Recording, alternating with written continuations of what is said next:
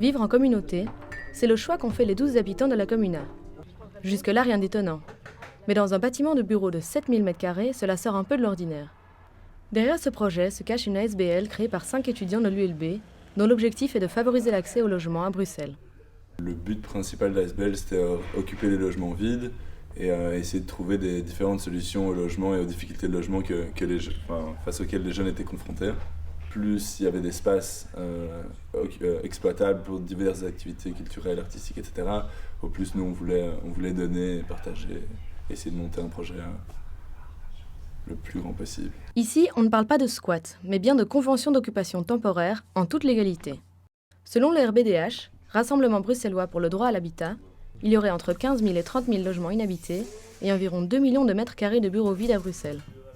Au niveau financier, ça c'est quand même l'avantage des conventions d'occupation, c'est que c'est très flexible, ça ne s'aligne pas du tout sur le prix des marchés, le prix locatif. Mais en vrai, le prix très bas n'est pas l'aspect central du projet. Ce serait dommage de réduire le projet juste au fait qu'on paie quasi rien. En effet, la Comuna, c'est surtout des projets associatifs et culturels. Par exemple, la mise en place d'une table d'hôte à prix libre.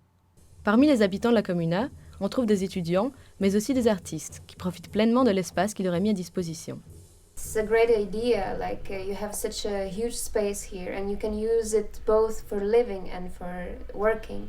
Because artists now, they very often have a problem with studio spaces because either it's very expensive or it's in bad conditions, it's very small. So now what I have a space to work and I have space to live.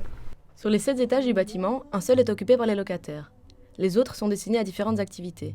Par exemple, le 6e est prêté à Quentin, un artiste plasticien.